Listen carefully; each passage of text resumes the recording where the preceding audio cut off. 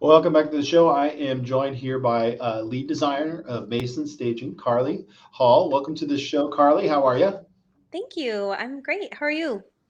So Tucker and I were talking about this great weekend, so I'm going to bring you into it. Tell me that you weren't just staging all weekend. I did a little, but no, we went to the Tulip Festival up in Skagit County. I knew it. You were one of the reasons why it took me so long to get up to LaConner. Right? Oh my Yeah. gosh, I forget what a hot mess it is to try and get through Marysville and all that. And actually, I didn't see a single tulip. Oh, Yeah. I mean, maybe I might have saw one, but I don't remember it. If I saw did, I plenty. might have been just so mad because I just wanted to get out and get on the boat. So um, Yeah. that's neither here nor there. Traffic Tulip is Festival is intense. great. Did you have fun? Yeah, we had a really good time. It was such a gorgeous day. Oh, Yeah, it's an awesome day to be out. Well, listen, Carly, as we're going to talk about how you can, as a seller of a home, how and why you should spruce up the home prior to getting going. So let's talk about staging for people that are still living in the home. What is, that's a big question that we get all the time. Like, hey, we're here. This is going to be uncomfortable. What do you recommend? so, oftentimes I will come in and do a consultation, and then we decide, what can stay and what, absolutely needs to go. And then I will come in on usually the day that photos are taken, and add to just what you have already in the home, and then it stays there. Some clients take some parts of it out, like the bedding and stuff, because they want to still sleep in their bed, and then they just usually put it back, if there's an open house or something like that. But we definitely have that come up quite a bit, where the house is still occupied and we stage around it and make it look great. What's the most awkward thing you've had to ask somebody to move out of a house to stage it? Oh, uh, terrible artwork. Uh, and this is where it's really important to have a professional come in and speak to, a realtor's clients, so that you're not having to tell them that, there are things they need to go. And this is where I get to be, the heavy. And I do it in a very kind way. And I just explain how the home needs to flow nicely. And we need to make a cohesive environment that people can envision themselves in. And your stuff is not doing that right now. So I did have one lady tell me, "You don't like my things?" Right. Right. And it's like, no, it's nothing personal. It's just, I think those other people don't like them. Right, exactly. Exactly.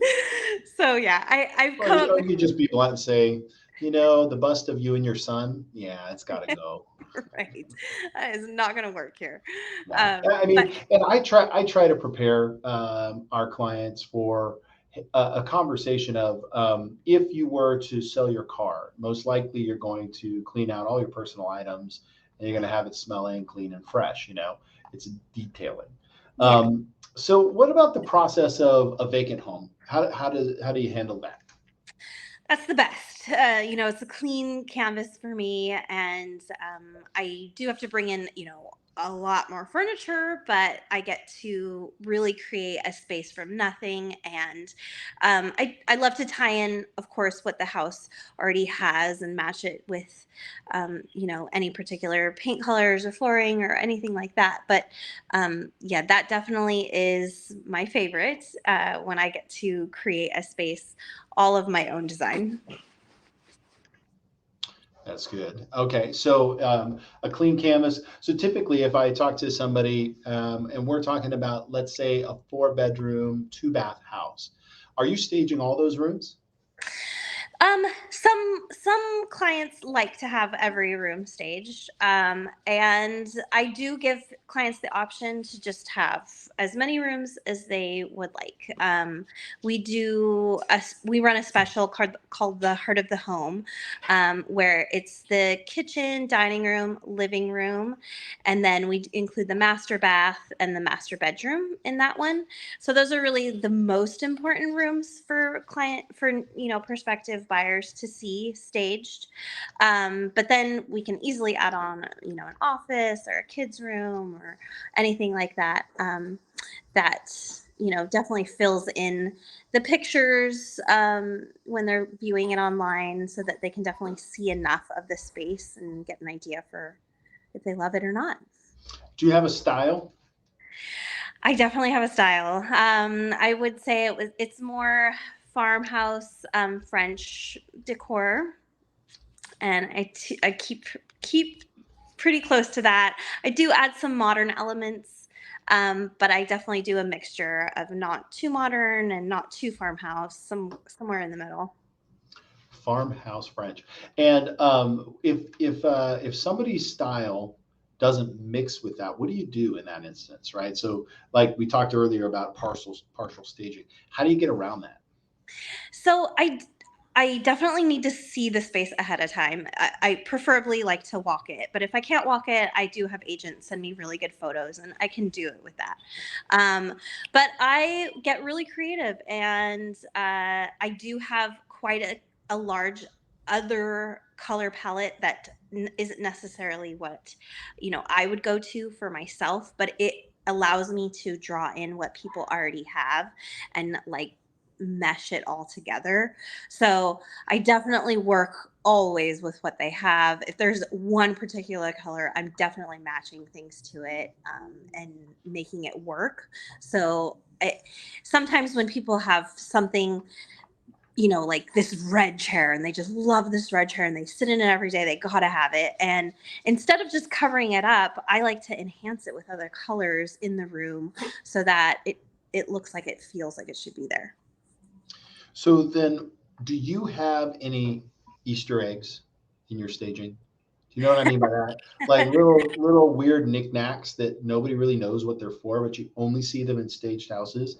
Do you have something that you're like, this is my go-to? um well, let's see. I use a ton of black and white. I think that would be something that a lot more people, I use than a lot more other stagers. Um, but hmm, I fold my blankets a really particular way, and so I can always tell if somebody's messed with my things because they're not folded the Oh, same way.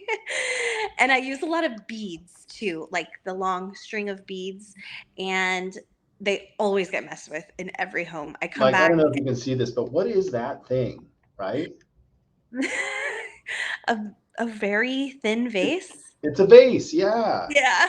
But there was no flowers in it. I don't know. It's just one of those things that here I believe. I mean, like staging is an art form, right? It is very much a creative process, and it's super important. I have to say, anybody thinking about selling a house, it doesn't matter how old or new the house is. Staging can almost detract. And so I'm a firm believer in staging helps people feel warm and comfortable in the house. Yeah. And if you walk into a vacant house, it's going to feel vacant. It's going to feel uncomfortable, period. Because no Right. home without furniture is comfortable. It's just not. It's just No. utilitarian. So I'm a big fan of it. And stuff like that, where you're like, I don't know what that is. It I don't know. It comes in handy. Okay, Yeah. so the name Mason Staging. Where did you get the name? It's maison, and it's a French word for home staging. We should put an accent over the O. I Maison. know. I Maison know. Staging. Yes, and I correct them a lot, but it's okay. Well, so all right, Maison Staging because it's French, as in French farmhouse, right? Hmm. Very Exactly. good. Is there any kind of special or promotion? Anybody watching or listening to this podcast? Yeah, for that heart of the home package, I will definitely give them a screaming discount on that one. And something where I really try and um, help my clients as much as possible is to get the staging done when you need it best. So I definitely keep my schedule as open as possible, and I'm super flexible to work with. So we'll get it listed when you want to get it listed. Awesome. Carly, thank you so much for joining us. I appreciate it. Thank you so much. All right.